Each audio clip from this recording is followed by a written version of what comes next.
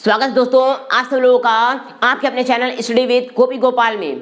दोस्तों मैं हूं गोपी किशन और आज आप सब लोगों के लिए लेकर के आया हूं ट्रांसलेशन के 10 नए सेंटेंसेस। जी हां, आज की ये 10 नए सेंटेंसेस जो आप सीखने वाले हैं ये ना केवल आपकी स्पीकिंग स्किल को बढ़ाएंगे बल्कि दोस्तों आपका ट्रांसलेशन करने का तरीका भी आपको सिखाएंगे। तो मैं ज़्यादा इस वीडियो को बड़ा नहीं बनाने वाला, आपको छोटे तौर तरीके से सिखाने वाला हूं। तो आप सब लोग तैयार हो जाइए और ये 10 के 10 सेंटेंसेज को सीखते हैं और समझते हैं इनका तरीका क्या होगा और कैसे करेंगे। तो पहले देखते हैं दोस्तों ये कौन कौन से सेंटेंसेज हैं। अंधेरा हो रहा है, आकाश में बादल छाए थे, आदमी संगत से पहचाना जाता है, अपनी जबान संभालो, जियो और जीने दो, वह बीमारी का बहाना कर रहा है, उसके गाल पर तिल है, उसे पैसों की आग लगी है। इसका मतलब हो गया कि उसे पैसों का पागलपन है, वो पैसे कमाने के पीछे पागल है। बाहर बूंदाबांदी हो रही है, बल्ब फ्यूज हो गया है। तो देखो दोस्तों, आपको आज की ये सेंटेंसेस बाहर की कोई किताबी वाले सेंटेंसेस नहीं लगेंगे। आप इन सेंटेंसेस को प्रैक्टिकल में भी सुनते होंगे, खुद भी बोलते होंगे और सोचते भी होंगे काश मैं इन सेंटेंसेस को इंग्लिश में बोल पाऊँ। तो अगर आप लोग भी ऐसा सोचते हैं तो अब डरने की कोई ज़रूरत नहीं है। अब आप लोग सीखने वाले हैं, क्योंकि मैं चाहूँ तो इस वीडियो को बहुत आसानी से सिर्फ स्पीकिंग के तौर पे भी ख़त्म कर सकता हूँ, लेकिन नहीं, आपको सिखाने आया हूँ दोस्तों, तो आपको आज सिखा करके भी जाऊँगा। तो उम्मीद करता हूँ जब तक वीडियो को ख़त्म ना हो, जब तक मैं सिखाना ओवर ना करूँ, तब तक आप सीखते रहिएगा, वीडियो के एंड तक बने रहिएगा और आप देखेंगे कि आपको ये सेंटेंसेस बनाना आ गया और इससे रिलेटेड और भी सेंटेंसेस आप खुद से बना सकते हो। और रही बात वोकैबुलरी की, बहुत से बच्चे डरते हैं वोकैबुलरी के लिए, सर वोकैबुलरी जब नहीं आती तो मैं कैसे करूँ। तो डोंट वरी यार, वोकैबुलरी के लिए मैं हूँ ना, मैं आपके लिए वोकैबुलरी की क्लासेस लाऊंगा और भी क्लासेस लाऊंगा। मैं आपको कम से कम 2000 वोकैबुलरी सिखा के जाऊंगा। 2000 वोकैबुलरी अगर आपके यहाँ पे आ गई ना, तो इंग्लिश का डर तो आप अपने यहाँ से हटा ही दीजिए, इंग्लिश का डर नहीं रहेगा। लेकिन दोस्तों आपको एक काम करना पड़ेगा, मैं आपके लिए मेहनत करूंगा। आपको करना क्या होगा, आपको अगर वीडियो पसंद आते हैं तो वीडियो को लाइक कर दीजिए और अपने 10 दोस्तों तक शेयर भी करते जाओ दोस्तों, क्योंकि अगर आप दोस्तों को शेयर करोगे, आप वीडियो को लाइक करोगे, तो इससे मुझे एक उत्साह मिलता है, मुझे एक मोटिवेशन मिलता है और मैं अगली बार दुगने उत्साह के साथ आपके सामने खड़ा होता हूँ ताकि मैं आपको और अच्छे से सिखा सकूँ। तो चलिए सीखते हैं हम आज की इस क्लास में। पहला है दोस्तों हमारा कि अंधेरा हो रहा है। अब इसको हम कैसे बनाएंगे, तो अंधेरा हो रहा है को क्या बोलेंगे।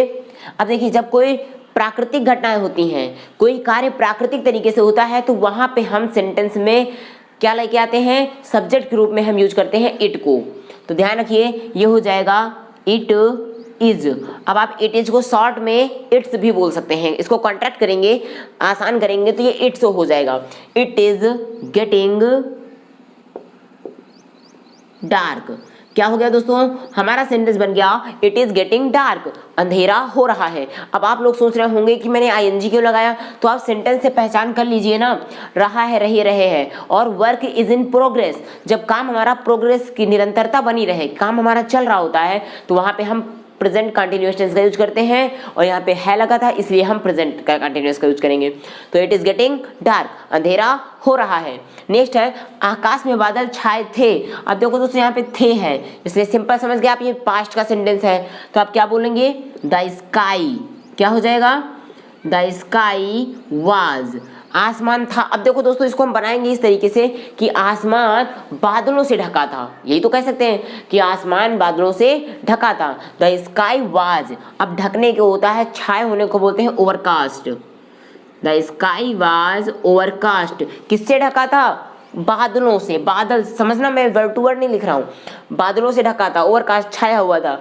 The sky was overcast with clouds, CLOUDS, clouds, बादलों से ढका हुआ था। इसका मतलब हो गया the sky was overcast with clouds, आसमान में बादल छाए थे, वाज हो गया। और अगर छाए हैं होता तो आप क्या करते, द स्काई इज ओवरकास्ट कर देते। अगर यहाँ पे है होता तो आप वाज की जगह इज कर देते, पूरा सेंटेंस वही होता। चलिए अब आगे बढ़ते हैं दोस्तों, बहुत इंपॉर्टेंट है।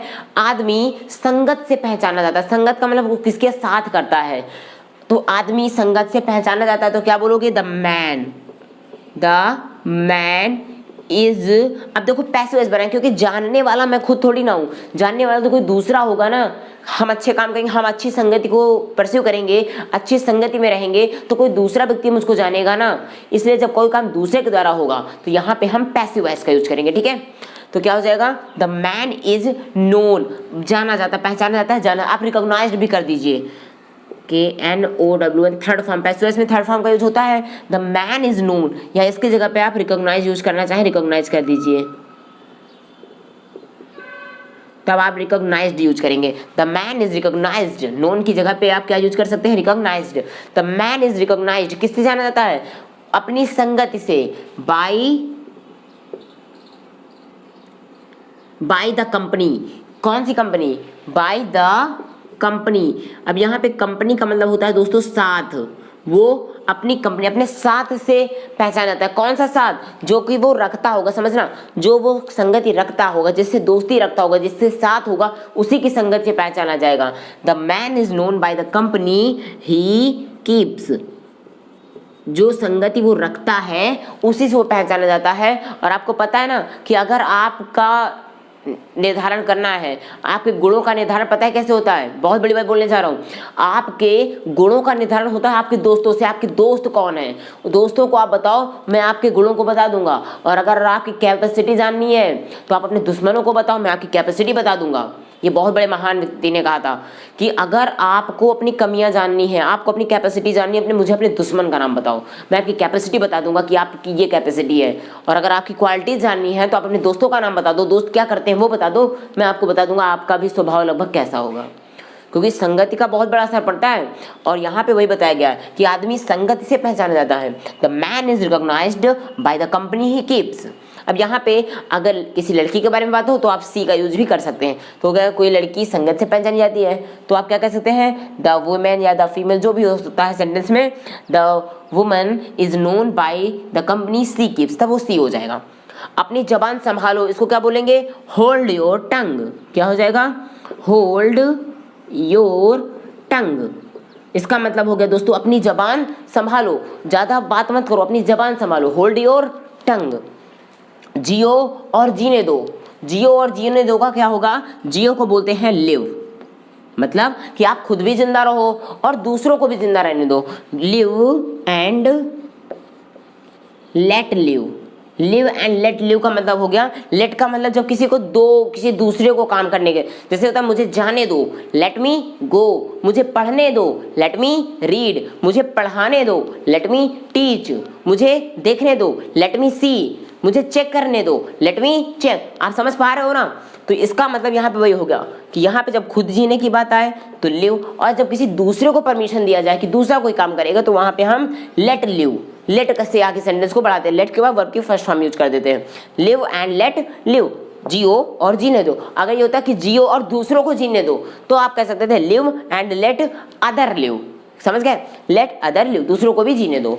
चलिए दोस्तों अब आते हैं नेक्स्ट वीडियो में। वह बीमारी का बहाना कर रहा है, वह बीमारी का बहाना कर रहा है, इसको कैसे बोलेंगे, ही इज, समझिएगा ये भी कंटिन्यूअस टेंस है, प्रेजेंट कंटिन्यूअस, ही इज। अब आप चाहे बोल दो प्रिटेंड, प्रिटेंड का मतलब होता है बहाना करना। देखो मैं आप लिख दे रहा हूँ PRETEND, प्रिटेंड, प्रिटेंड का मतलब होता है बहाना बनाना। तो चाहे प्रिटेंड यूज करो या मैं कोई नया वर्ड यूज करने जा रहा हूँ उसको भी यूज कर सकते हो, मैं दो मीनिंग आपको बता रहा हूँ। तो ही इज प्रिटेंडिंग बोल दो या फेनिंग बोल दो, FEIGNING, फेनिंग, ही इज फेनिंग, फेनिंग समझ गया, प्रिटेंडिंग भी बोल दो कोई दिक्कत नहीं। ही इज प्रिटेंडिंग इलनेस, इलनेस मतलब बीमारी का, ही इज प्रिटेंडिंग इलनेस, वो बीमारी का बहाना बना रहा है, ही इज फेनिंग इलनेस, वो बीमारी का बहाना बना रहा है। आप समझ पा रहे हो ना, वीडियो समझ में आ रही है दोस्तों, तो वीडियो को लाइक कर दीजिए और अपने दोस्तों तक भी शेयर करते जाओ ताकि आपके साथ साथ दूसरे का भी भविष्य सुधरे, दूसरा व्यक्ति भी इंग्लिश को सीखे। अब देखिए दोस्तों ये बात समझ में आ गई। चलिए अब आगे आते हैं। नेक्स्ट है उसके गाल पर एक तिल है, गाल पर, ठीक है, कोई भी बना लेते हैं, ओ हटा देते हैं आप लोग पूरा। तो यहाँ पे क्या हो गया कि उसके गाल पर एक तिल, मैंने बनाया नहीं, चेक कर रहा था क्या कैसा बनता भी है या नहीं, ठीक है, अगर हट लगाए तो हटा सकते हैं, कोई बात नहीं। तो उसके गाल पर एक तिल है, ये नेचुरल नहीं है, ये तो आर्टिफिशियल मैंने बनाया ना, नेचुरल वाली बात अलग होती है। मेरे यहाँ पे ये देख लो, चश्मा नहीं दिख रहा होगा, उसके गाल पर एक तिल है, तो इसको कैसे बोलेंगे, देयर इज। देखो दोस्तों या ऐसे सेंटेंसेस में हम देयर से यूज करते हैं, तो देयर इज अ मोल। तिल को इंग्लिश में बोलते हैं मोल, ठीक है। मोल के कई मतलब होते हैं। एक मोल का मतलब है छछूंदर, जो चूहे के जैसा होता है ना, उसको भी मोल बोलते हैं। मोल का मतलब छछूंदर होता है, लेकिन यहाँ पे छछूंदर की बात नहीं हो रही है, यहाँ पे बात हो रही तिल की, जो इंसान के शरीर में अक्सर बने होते हैं। काले रंग के धब्बे, हल्के से ब्राउन कलर के, हल्के रेड भी हो सकते हैं कुछ। तो ये देयर इज अ मोल, एक तिल है। कहाँ पे है? उसके गाल पर। अगर हम यहाँ पे कोई लड़के की बात कर रहे हैं तो ऑन